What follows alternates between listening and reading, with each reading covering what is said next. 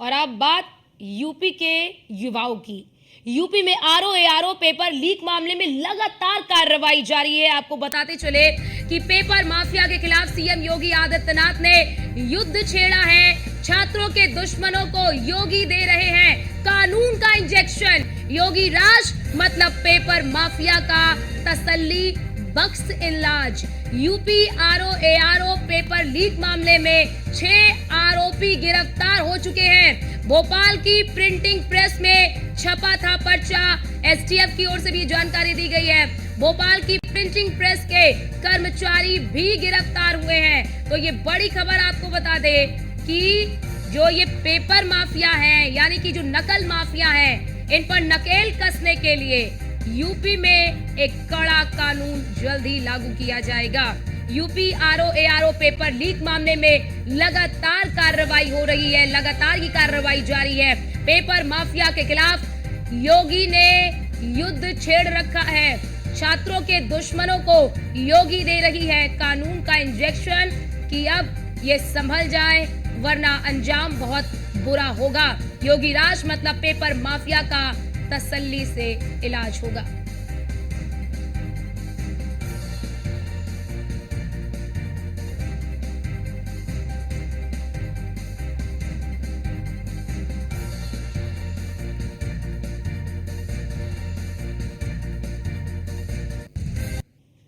और आज ये जो लगातार पेपर लीक हो रहे हैं, उसके इलाज के लिए भी योगी आदित्यनाथ एक्शन मोड में नजर आ रहे हैं। क्या ये कारगर होगा या नहीं होगा? आज इसी मुद्दे पर चर्चा करने के लिए हमारे साथ खास मेहमान भी जुड़ चुके हैं। श्रीकांत मिश्रा हैं, नेता हैं बीजेपी के। कुछ देर में हमारे साथ मुन्ना खान भी जुड़ेंगे, नेता है कांग्रेस के। नीलेश हमारे साथ, हमारे संवाददाता जुड़ चुके हैं लखनऊ से। लेकिन पहले नीलेश, आपसे रिएक्शन लेना चाहूंगी कि लगातार कार्रवाई जारी है। अब तक की कार्रवाई कहां तक पहुंची है? 6 आरोपी की गिरफ्तारी हो चुकी है। देखिए, सबसे पहले तो उत्तर प्रदेश की खिलाफ सत्ता में है, तब से लगातार चाहे वो भू माफिया हो, शराब माफिया हो, शिक्षा माफिया हो, सब पर नकेल कसने का काम किया गया है। अब उत्तर प्रदेश में एक नया माफिया निकल कर रहा है जिसने पेपर आउट कराने का ठेका ले रखा है। कहीं ना कहीं अब योगी आदित्यनाथ की नजरें उन माफियाओं के ऊपर है जो युवाओं के भविष्य के साथ खिलवाड़ करते हैं। आरओ और परीक्षा से जुड़ी हुई अगर हम बात करें तो कहीं ना कहीं अब आरओ और एआरओ का पर्चा लीक कराने वाले जो माफिया है उत्तर प्रदेश सरकार और उत्तर प्रदेश पुलिस की रडार पर है। उत्तर प्रदेश यूपीएससी की अगर हम बात करें तो यूपीएससी अपने कल इलाहाबाद परेड ग्राउंड के पास से 6 लोगों को गिरफ्तार किया जो आरओ और एआरओ की परीक्षा में सेंध लगाने वाले लोग थे।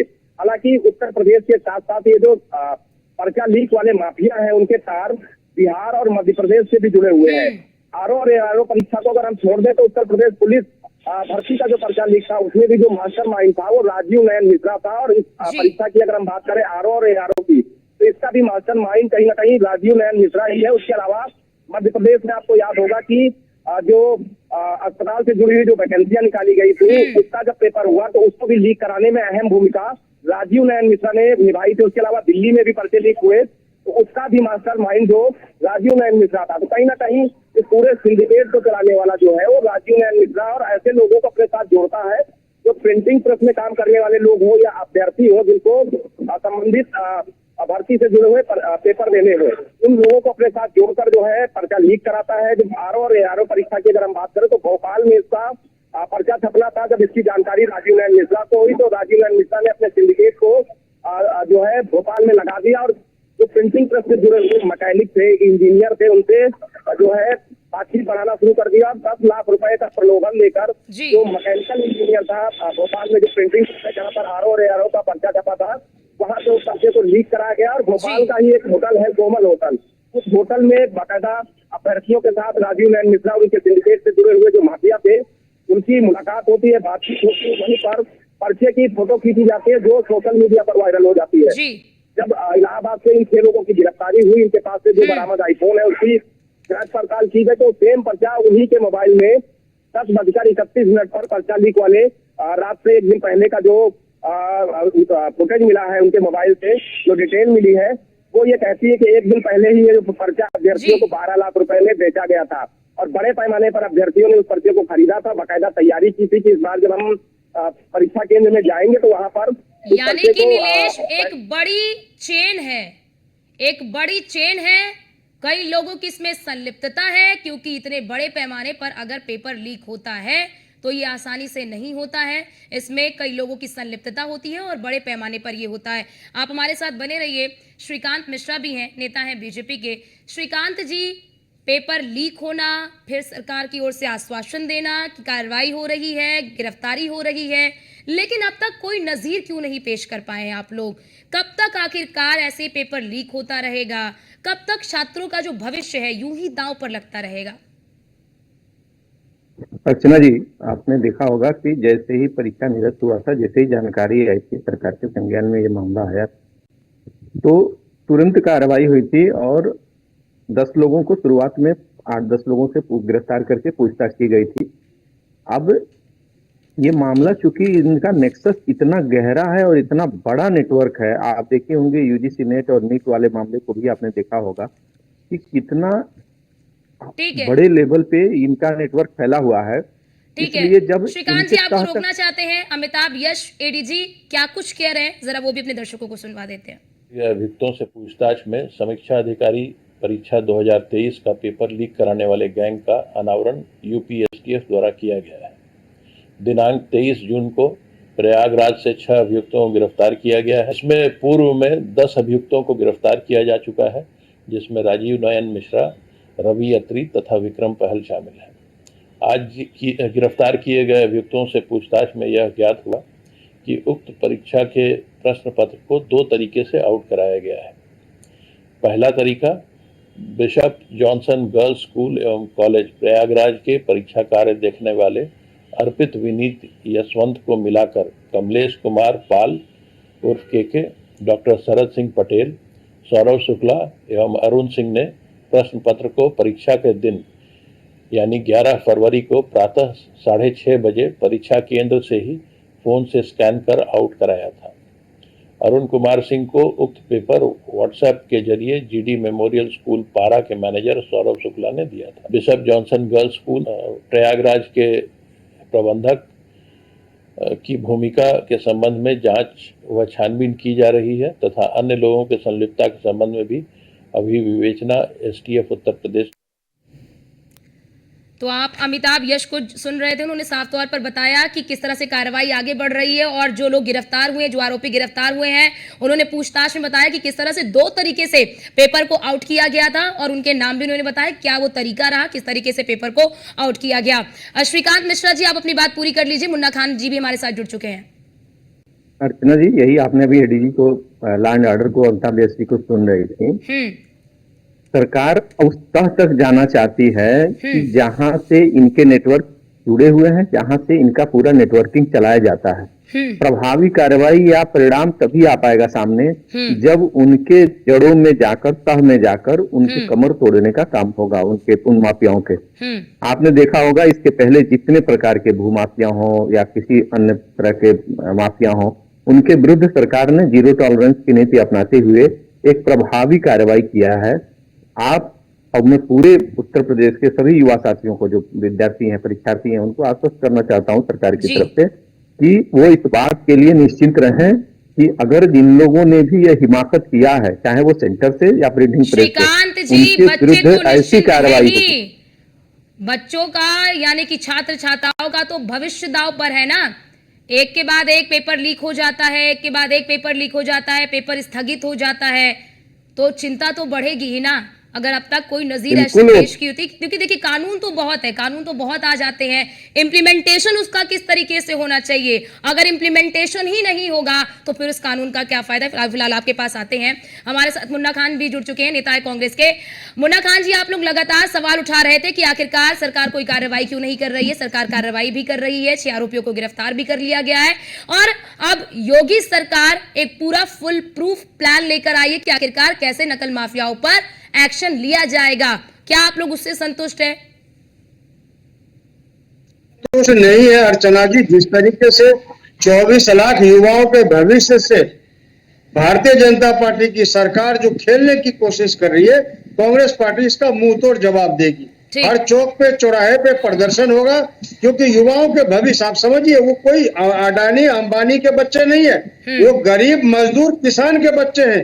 खुद से रोटी बेल करके खाते, उनका गुजारा, उनका भत्ता कैसे चल रहा है उनको पता, या उनके पिता को पता, या तो भगवान को ही पता है। इस अथाह स्थिति में अगर कोई शिक्षा को पूरा कर रहा है और पता लग रहा है कि एग्जाम के टाइम पेपर लीक हो जा रहे हैं और 40-40 लाख रुपया में वो पेपर बिक रहे हैं, सोचिए उस युवाओं के मानसिक पे क्या प्रभाव पड़ेगा, उस सरकार के ऊपर क्या विश्वसनीय रहेंगे लोग, जिसके शासनकाल में आए दिन बराबर पेपर लीक का मामला सामने आ रहा है। नीट के बाद 3 ऐसे पेपर लीक है जो हुए हैं अभी। तो सरकार सख्त कानून बनाए। आजाद भारत में क्या पहली बार पेपर लीक हो रहा है? क्या आजाद भारत में पहली बार ये हो रहा है, या फिर 2014 के बाद पेपर लीक हो रहा है? ये इस पे जवाब दीजिए। क्या 2014 के बाद पहली बार पेपर लीक हो रहा है? उससे पहले पेपर लीक ही नहीं हुआ, उससे पहले कोई सिस्टम ही नहीं बना। देखिए 2014 के बाद कोई गुजराती कनेक्शन सामने नहीं आया। 2014 के बाद भारतीय जनता पार्टी के शासनकाल में भारतीय जनता पार्टी के राज्य में इस तरीके के बार बार लगातार कई दिनों तक पेपर लीक नहीं हुए। मैं मानता हूं कि आजादी के बाद पेपर लीक हुए, लेकिन यथा स्थिति ये नहीं थी। इसका ये मतलब नहीं कि आजादी के बाद पेपर लीक हो रहे थे और हम भी करें, इससे कोई संतुष्टि नहीं मिलेगी। युवाओं को किसी तरह से आपकी सरकार ने कितने नजीर पेश किए? मुन्ना खान जी, आपकी सरकार भी रही है, आप लोग भी सत्ता में रहे हैं, ऐसा नहीं कि अभी आप लोग सत्ता से बाहर हुए हैं, आपकी भी सत्ता रही है। आप लोगों ने कितना नजीर पेश कर दिया? आप लोगों ने क्या कोई एक ऐसा मॉडल तैयार किया? क्या ऐसा कोई नजीर पेश किया? क्या ऐसा कोई कड़े कानून आपने लाए कि नकल माफियाओं पर रोक लगाई जा सके, नकल पर रोक लगाई जा सके, पेपर लीक पर रोक लगाई जा सके? क्या आप लोग भी जब सत्ता में रहे तब आप लोगों ने जवाबदेही तय की? देखिए, कांग्रेस पार्टी के शासन काल में शिक्षा का महत्व दिया गया और 2014 में भारतीय जनता पार्टी ने जो शिक्षा का महत्व दिया वो सार्वजनिक रूप से सभी को पता है। अर्चना जी, आप महान एंकर और जीनियस एंकर हो, आपको भी पता होगा कि 2014 में शिक्षा मंत्री कौन बनी थी जिसके डिग्री का पता नहीं। तो शिक्षा की मानसिकता, शिक्षा के ऊपर मानसिकता भारतीय जनता पार्टी की इसी बात से समझ में आती है कि 2014 में वो किसे शिक्षा मंत्री बनाए। तो शिक्षा के ऊपर ये गंभीर नहीं है। और दूसरी जो सबसे बड़ी बात है, जो अहम बात है, वो कि सारा कनेक्शन गुजरात से ही क्यों है? ठीक है, सवाल यहाँ खड़ा होता है, सारा लॉबी गुजरात से ही क्यों? जितने भी पेपर लीक वाले हैं वो सब गुजरात से कनेक्शन क्यों? वो बिहार से कनेक्शन क्यों, जहां भारतीय जनता पार्टी के राज्य, भारतीय जनता पार्टी के शासनकाल है? वहां पे देखिए आप, जो इनके गठबंधन के जो मुख्यमंत्री है हमारे माननीय श्री नीतीश कुमार जी, आपके जैसे पत्रकार बंधु ने उनसे सवाल पूछा कि मुख्यमंत्री जी नीट पे कोई जवाब दीजिए, उन्होंने वो मुंह मोड़ के चले गए, पुल पे जवाब दे दिए, नीट पे जवाब नहीं दिए। इससे यह पता लगता है कि जो राज्य के मुख्यमंत्री है, जो राज्य के सर्वे सर्वा है, उनकी मानसिकता बीजेपी, उनकी मानसिकता शिक्षा पर क्या है? मांग थी सीबीआई को सौंपा जाए, सीबीआई को तो सौंप दी गई, सौंप दिया गया। अर्चना जी 10 सेकंड अर्चना जी, सवाल जांच का नहीं है। अगर जांच का सवाल है तो 400 किलो आरडीएक्स का आज तक जांच नहीं हुआ, पुलवामा 40 जवान का जांच नहीं हुआ, अभी नीट का भी इसी ठंडे बस्ते में डाला जाएगा, ये देश के युवाओं को पता है। इसलिए आज हर चौक चौराहे पे जो युवा खड़े हैं, जो विरोध कर रहे हैं, उनका हक जायज है, उनके साथ कांग्रेस पार्टी साथ है। ठीक है, श्रीकांत जी, मुन्ना खान जी के आरोपों पर जवाब दीजिए। और सवाल ये भी कि क्या जिस कानून की अभी हम बात कर रहे हैं कि यूपी में ये कानून लागू किया जाएगा, सेंटर रेलवे स्टेशन, बस स्टेशनों के पास बनाए जाएंगे, और इतना ही नहीं, छात्रों को साफ तौर पर परीक्षा देने के लिए गृह जिलों से बाहर जाना पड़ेगा, पेपर कोड लागू होगा, 4 एजेंसियां पेपर कराएंगी।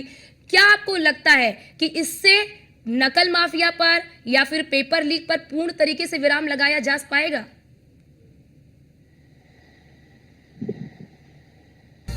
और नौजवानों के भविष्य से जुड़ा मामला है, मैं आरोप और प्रत्यारोप में नहीं जाना चाहता। मैं बारी बारी आपके प्रश्न का भी और मुन्ना खान जी का भी जो प्रश्न था उसका जो भी जवाब, मैं आरोप का जवाब देना चाहूंगा। ये उन्होंने कहा जो कि इधर भारतीय जनता पार्टी के समय में कि भाई जो कानून अभी बना है, अब तक जो कानून था, कानून में जो सजा का प्रावधान था वो इतना छोटा था कि इन नकल माफियाओं का मन हमेशा बढ़ा रहता था, इनका उत्साह बढ़ा रहता था कि छोटी सी सजा थी, साल 2 साल में वो छूट के चले आते थे, फिर उसी धंधे में वो काम करते थे। इस बार आपने देखा होगा कि ये सजा को बढ़ाकर जो 10 वर्ष और अर्थदंड को बढ़ाकर, पेनाल्टी को बढ़ाकर इन्होंने 1 करोड़ रुपए किया गया है, ताकि उनका कमर टूटे और एक भय बने और उनके अंदर। माफियाओं के अंदर। ये सजा तो पहले से चली आ रही थी, ये कानून तो पहले से चला आ रहा था। ये तो कोई 14 या 24 के पहले की तो बात है नहीं, ये तो इनके समय में भी ये कानून रहा होगा। इन्होंने इनके समय में, और अब चूंकि मैं आरोप प्रत्यारोप में नहीं जाना चाहता हूं, पहले भी ये चीजें होती थी, लेकिन पहले वो चीजें तय होके हो जाती थी और किसी को पता नहीं चलता था। क्योंकि अब जीरो टॉलरेंस की बात है, माफियाओं के विरुद्ध एक कड़ी कार्रवाई चल रही है, प्रभावी कार्रवाई चल रही है, जिसके कारण से ये चीजें बाहर आ रही हैं और उनके खिलाफ कार्रवाई हो रही है। पता सवाल यही है, बहुत गंभीर मुद्दा है और बहुत संवेदनशील भी मुद्दा है। कार्रवाई चल रही है, आरोपियों को पकड़ा जाएगा, नीति लाई जाएगी, कानून लागू किया जाएगा, लागू किया जा रहा है। उस समय यानी कि इस अवधि के दौरान, ये समझिए श्रीकांत जी, इस अवधि के दौरान बहुत सारे छात्र छात्राएं ऐसे होती हैं जिनकी उम्र निकल जाती है, जिस परीक्षा की वो तैयारी कर रहे होते हैं। नहीं अर्चना जी, आपका जो प्रश्न था ना कि कार्रवाई होगी, कार्रवाई का ही परिणाम है कि राजीव नयन जैसे लोग पकड़े गए हैं, उनसे पूछताछ में और ये सारे नेक्सस, उनके जो नेक्सस हैं पता चला है। और ये बात अगर कानून या प्रशासन या शासन अपना काम बहुत ढीले करता तो ये दो कारणों का पता नहीं चलता कि 2 जगहों से पेपर लीक हुआ है। एक प्रिंटिंग प्रेस के माध्यम से लीक हुआ है, दूसरा सेंटर के माध्यम से, सेंटर पे स्कैन करके मोबाइल के थ्रू उन्होंने पेपर को आउट किया है। तो कार्रवाई हो रही है और जो अभी कानून बना है और इस बार जो कार्रवाई होगी वो नजीर होगा, इनकी पीढ़ियां याद रखेंगे नकल माफियाओं की। ठीक है मुन्ना खान जी, नजीर तो पेश, ठीक है मुन्ना खान जी, श्रीकांत जी का साफ तौर पर कहना है कि जिस तरह की कार्रवाई हो रही है वो एक नजीर बनेगी नकल माफियाओं के लिए। देखिए अर्चना जी, बिल्कुल सरल तरीके से समझने की जरूरत है। ऐसे भू माफियाओं के खिलाफ हुआ है वैसे ही होगा अर्चना जी। श्रीकांत जी मित्र हमारे सुन रहे हैं, देखिए सारा खेल पैसों का है और पैसे से खेलना भारतीय जनता पार्टी को बहुत अच्छी तरह आता है। जिस तरीके से पैसे का खेल हुआ, और हमारे देश के गृह मंत्री ने कुछ दिन पहले कहा था कि मैं बनिया हूँ, मुझे गुना भाग प्लस माइनस घटा नफा बहुत अच्छी तरीके आता है। तो उसके लिए एक संस्कृत में दोहा है, बनियम पुत्रम कदी न मित्रम, मित्रम चेतम ठगम ठगा।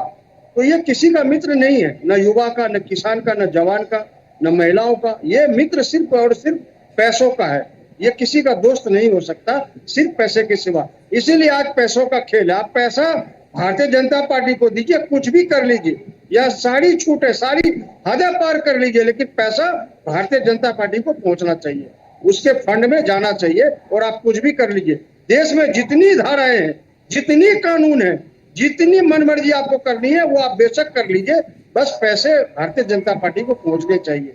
घोटाला कीजिए, देश छोड़ के चले जाइए, भारतीय जनता पार्टी को पैसे दीजिए, केस पेंडिंग हो जाएगा। केस की कोई सुनवाई नहीं। 2014 के बाद लगभग 540 ऐसे गहन केस हैं जिस पर आज तक न कोई कार्रवाई हुई, न उसके आज तक कोई जांच बैठी, न उसका कोई वेरिफिकेशन की रिपोर्ट आई, कहाँ ये सामान है, ये बातें ये हुई है।